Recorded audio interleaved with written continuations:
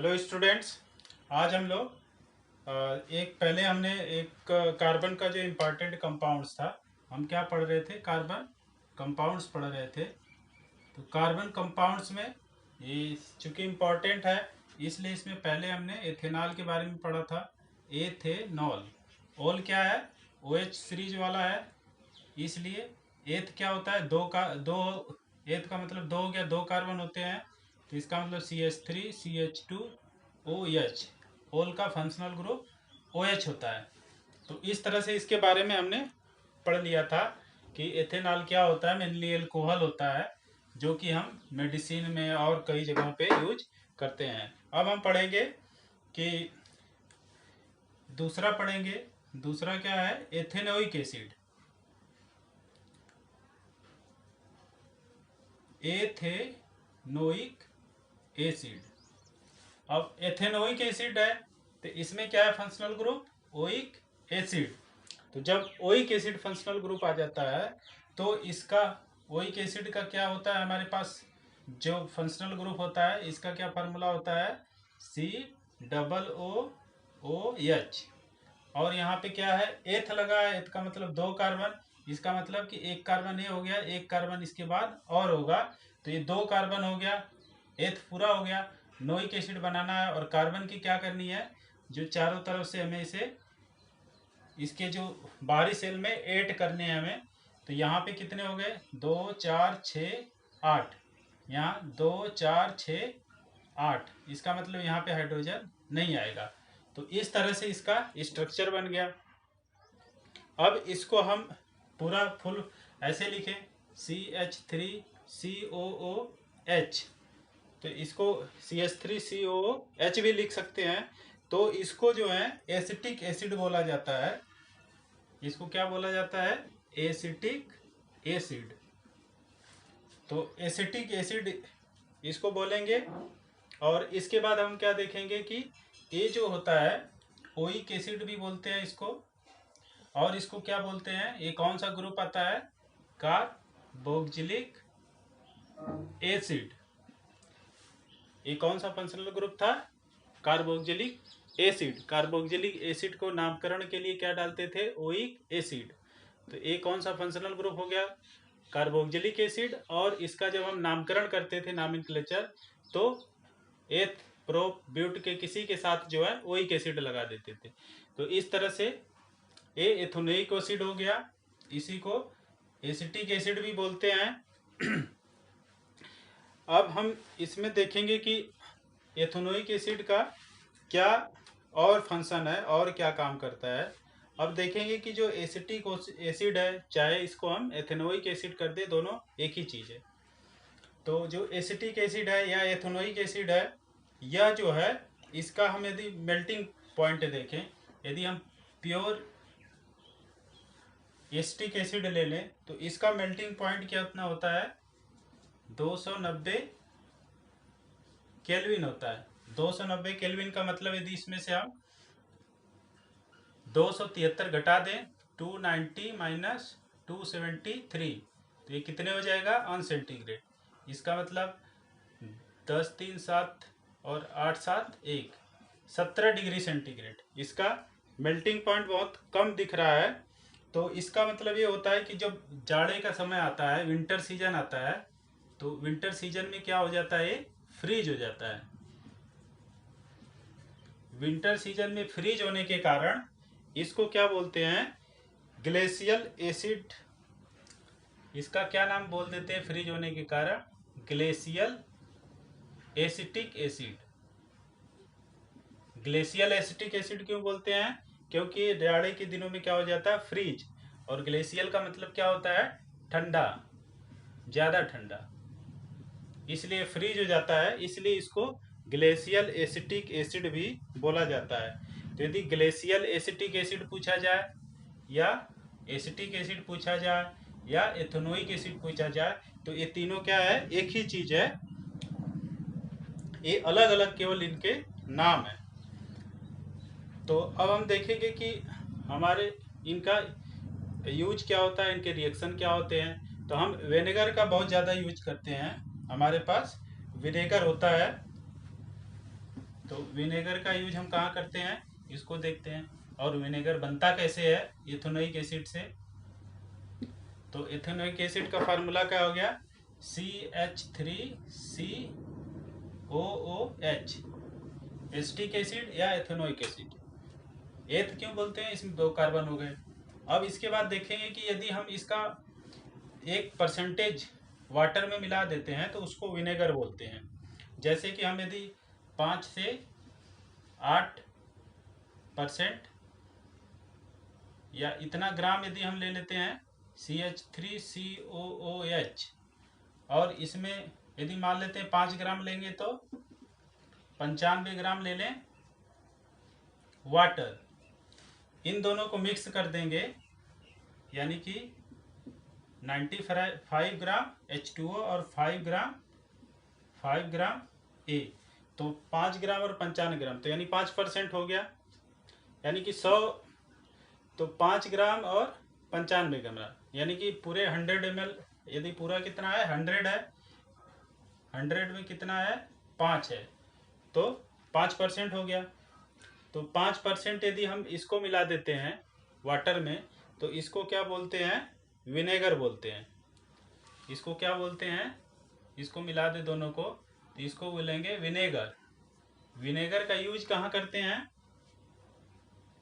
तो विनेगर का यूज करते हैं जैसे हमारे पास अचार होता है, ये मान लेते हैं,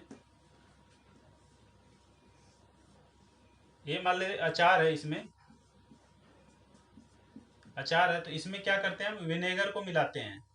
विनेगर मिलाने से क्या होता है कि इसमें जो प्रिजर्वेटिव का काम करता है और इसमें जो फंगस, ये किसका काम करेगा विनेगर, ये काम करता है प्रिजर्वेटिव का।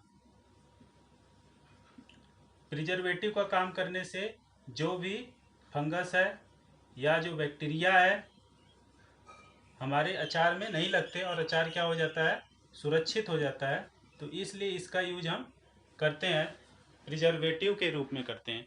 तो विनेगर क्या होता है, विनेगर प्रिजर्वेटिव के रूप में होता है जिसमें एथेनोइक एसिड और वाटर का सलूशन होता है, जो यदि हम इसका 5 से 8% मिला देते हैं तो ये विनेगर बन जाता है। अब हम आगे देखेंगे कि कुछ जो एथेनोइक एसिड है इसके कुछ रिएक्शन के बारे में देखेंगे और रिएक्शन के रिजल्ट के बारे में देखेंगे। तो हम देखते हैं कि कुछ रिएक्शन इसके कैसे कैसे होते हैं। तो जो अब हम इसका एक प्रैक्टिकल करते हैं। इसमें प्रैक्टिकल में क्या लेंगे, एथेनोइक एसिड ले लेंगे, हमारे पास 2 चीज़ें होंगी।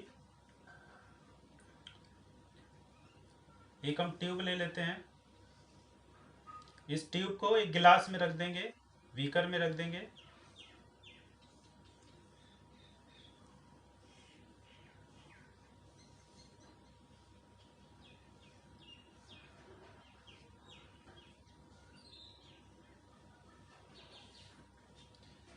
और इसमें हमने क्या ले लिया, इसमें 2 चीज़ें ले ले हैं, 1-1 ml ले लेने हैं। एक तो ये लेना है एथेनोइक एसिड या एसिटिक एसिड, क्या लेना है CH3COOH ले लेना है, 1 ml ले लेते हैं इसको। और एक दूसरा ले लेना है, हमने अभी पीछे जो पढ़ा था, क्या पढ़ा था एथेनॉल के बारे में, एथेनॉल के बारे में पढ़ा था। तो एथेनॉल का क्या फार्मूला होता है CH3CH2OH, ऑल लगा है, ये क्या है एथेनॉल, ऑल लगा है इसलिए OH ग्रुप आ गया। एथ का मतलब 2 होता है तो इसमें 2 कार्बन हो गए, एथेनॉल बन गया। तो अब एथेनॉल को 1 ml इसको भी ले लेते हैं। तो अब इसमें जो है कि थोड़ी मात्रा जो है कि सल्फ्यूरिक एसिड का डाल देते हैं। क्या डाल देते हैं इसमें थोड़ी मात्रा कंसंट्रेटेड H2SO4।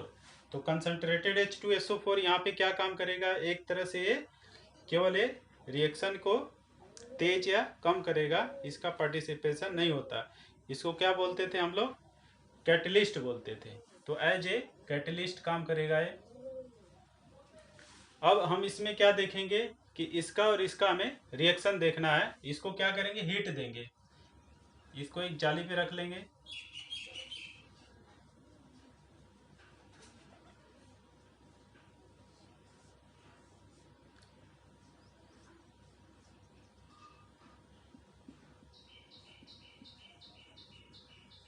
अब हम क्या करेंगे कि इन दोनों का रिएक्शन देंगे। हीट देने के बाद हम इन दोनों का रिएक्शन होगा तो क्या बनेगा इसको देखेंगे। तो इसको क्या करेंगे, रिएक्शन के रूप में देखेंगे। तो यहीं पे देख लेते हैं कि यदि ये एथेनॉल है और ये CH3COOH है प्लस CH3COOH, तो इसका रिएक्शन होगा तो क्या बनेगा। हमने क्या लिया है, कंसनट्रेटेड H2SO4 लिया है। इसकी उपस्थिति में रिएक्शन कराना हमें। तो हम क्या देखते हैं कि इससे जो बनता है ये क्या बनता है, एक CH3C, अब CH3C डबल बॉन्ड O है, एक तो ये हो गया CH3C डबल बॉन्ड O, और एक क्या हो गया O CH2CH3।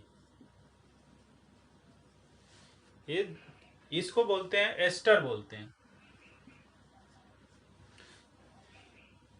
तो CH3C double bond O CH2CH3, इसको क्या बोलेंगे, एस्टर बोलेंगे। इसकी स्मेल जो होती है स्वीट होती है। स्वीट होने के कारण ये कई जगहों पे इसका क्या यूज होगा, परफ्यूम्स में यूज होता है।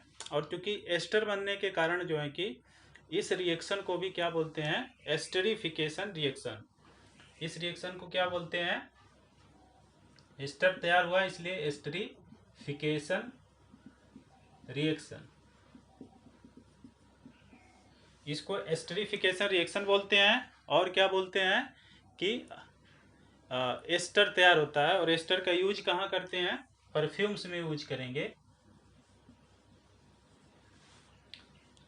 तो अब हम आगे देखेंगे कि इसके बाद जो CH3O CH2CH3 है, इसका और नाम क्या हो सकता है। जैसे एथेनोइक एसिड 1-2 कार्बन लेके चलते थे, तो उसका नामकरण कैसे होता है तो वो देखेंगे। फिर इसका हम आगे और रिएक्शन देखेंगे।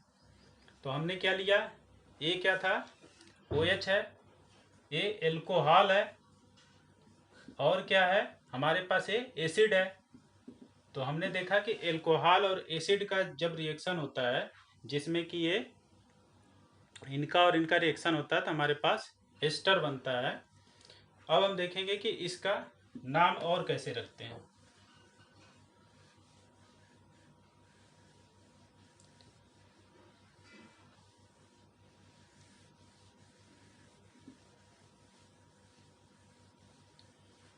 हमारे पास क्या बचा है, CH3O CH2CH3। अब हमारे पास क्या कितने कार्बन हो गए, 1 2 1 2। तो दोनों का अलग अलग नाम होगा। एथ है, इधर भी एथ है, दोनों तरफ एथ है, और यहाँ पे ऑक्सीजन जुड़ा है। तो ये क्या बोल जाए, इसको क्या बोलेंगे, एथोनेट, एथोनेट। और इसको क्या बोलेंगे, एथिल। तो इसका नाम क्या हो जाएगा, एथिल एथोनेट। एथेन श्रेणी का है, एथेन श्रेणी का है, तो एथेन, पहले एथेन लिखेंगे, एथिल एथेन एथेनोएट। तो इसका नाम क्या हो जाएगा, एथिल एथेनोएट। और एथेन को हमेशा ध्यान में रखता है, यदि यहाँ पे डबल बॉन्ड वाला होगा तो ई आ जाएगा, ट्रिपल बॉन्ड वाला होगा तो वाई आ जाएगा। तो अभी यहाँ पे क्या आया है, सिंगल बॉन्ड वाला है इसलिए ए। तो इसका नाम क्या बन गया, एथिल एथेनोएट। अब हम देखेंगे कि जो एथिल एथेनोएट है या जो एस्टर है, इसका रिएक्शन जो है कि सोडियम हाइड्रोक्साइड के साथ कराते हैं तो क्या होता है।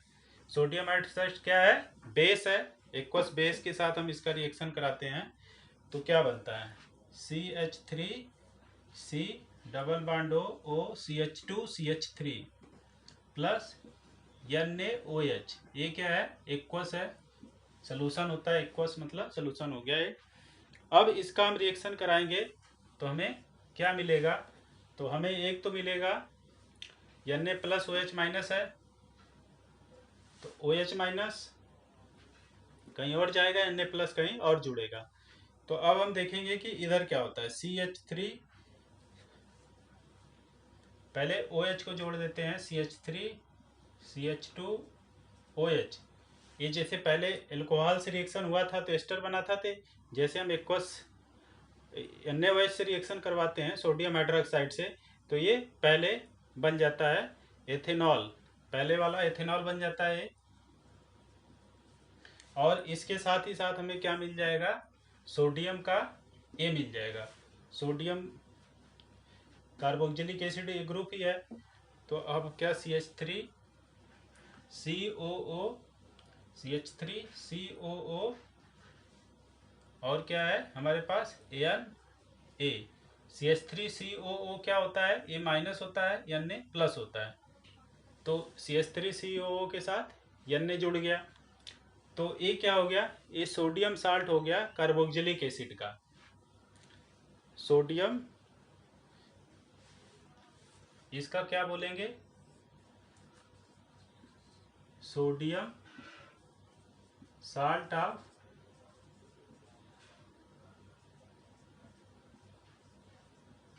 ये क्या हो गया, sodium salt of carboxylic acid हो गया। अब ये पहले इथेनॉल बन गया और इसके बाद sodium salt of carboxylic acid बन गया। तो सोडियम साल्ट ऑफ जब कार्बोक्सिलिक एसिड बन गया, तो जो CH3CONA है, यदि इसमें हम कार्बन की चेन काफ़ी लंबी कर लें तो इसी का यूज कहाँ पे होता है, साबुन बनाने में होता है, सोप बनाने में होता है। तो इसलिए इसको जो ये रिएक्शन होता है जिससे कि हमें सोप बनाने वाला प्रोडक्ट मिलता है या साल्ट मिलता है कार्बोक्सिलिक एसिड का, तो इस रिएक्शन को क्या बोल देते हैं हम कि ये सैपोनिफिकेशन रिएक्शन है। इस रिएक्शन को क्या बोलेंगे, सैपोनिफिकेशन रिएक्शन। ये रिएक्शन क्या हो जाएगा, सैपोनिफिकेशन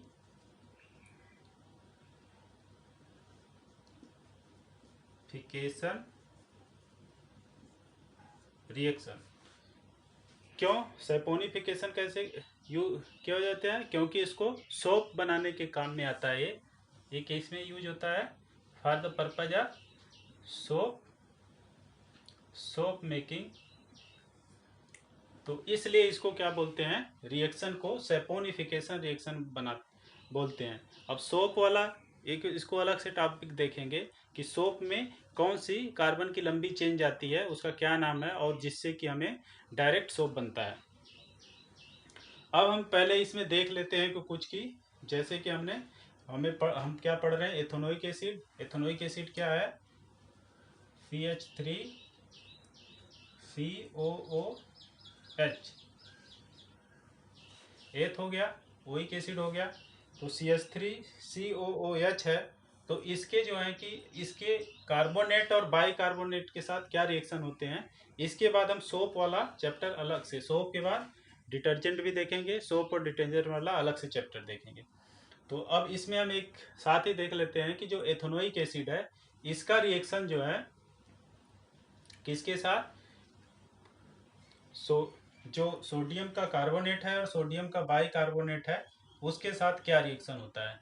ये हो गया, इसमें दो चीज़ थी, एस्टर का ये जो सोडियम हाइड्रोक्साइड से रिएक्शन हुआ इसमें एथेनॉल पहली की तरह बन गया, और ये सोडियम का बना, ये sodium salt of carboxylic acid बन गया। Sodium salt of carboxylic acid soap में यूज होता है सोप फॉर्मेशन के कारण, इसलिए इस रिएक्शन को क्या बोलते हैं, सैपोनिफिकेशन रिएक्शन।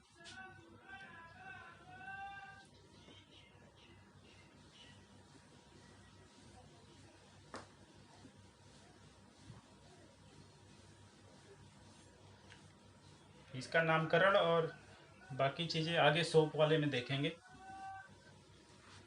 अब हमें क्या देखना है, दो रिएक्शन देखने हैं। एक तो CH3 CH2 CH3COOH, इसका रिएक्शन देखना है सोडियम के कार्बोनेट के साथ, और इसी का रिएक्शन देखना है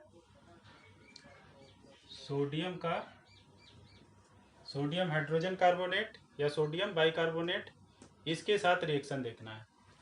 इसको क्या बोलेंगे हम, ये सोडियम कार्बोनेट, इसको सोडियम बाई कार्बोनेट। तो सोडियम कार्बोनेट, सोडियम बाइकार्बोनेट, इसका रिएक्शन होगा तो क्या बनेगा। अब इसमें 2 Na है तो 2 Na प्लस हो गया, यहाँ CH3O माइनस है, H प्लस है, तो 2 Na के लिए 2 CH3COO चाहिए, तो ये क्या हो जाएगा, यहाँ 2 कर देंगे, तो क्या हो गया 2 CH3COO Na, 2 Na हो गया। और इसके साथ क्या बनेगा, अब एक H प्लस बन गया, CO3 माइनस माइनस बच गया, तो इसमें बन जाएगा H2O प्लस CO2। इसी तरह से इसका रिएक्शन होगा तो क्या बनेगा, CO3 माइनस माइनस, CH3, एक ही Na है इसलिए 2 लेने की जरूरत नहीं है इसको, CH3 ये माइनस है, ये प्लस है, Na प्लस है, और इसका क्या हो जाएगा CH3COO, Na जुड़ जाएगा इसके साथ, और क्या बच गया H2O बच गया, और क्या बच गया CO2 बच गया। तो अब हम क्या देखते हैं, इसको क्या, ये क्या बन रहा है, सोडियम का एसीटेट बन रहा है, सोडियम एसीटेट बन रहा है, इसको क्या बोलेंगे, सोडियम एसीटेट। इसी एसीटेट को क्या बोल रहे हैं हम लोग, एथेनोइक एसिड है। तो सोडियम के साथ ये एसीटेट है, इसलिए सोडियम पहले आ गया और ये एसीटेट बन गया। और इसके बाद हमने क्या देखा कि जब इनका रिएक्शन होता है कार्बोनेट या बाइकार्बोनेट के साथ, जब एथेनोइक एसिड का, तो हमें क्या मिलते हैं, सोडियम एसीटेट बनता है प्लस जल और कार्बन डाइऑक्साइड गैस निकलती है। तो ये रिएक्शन हो गए। अब हम लोग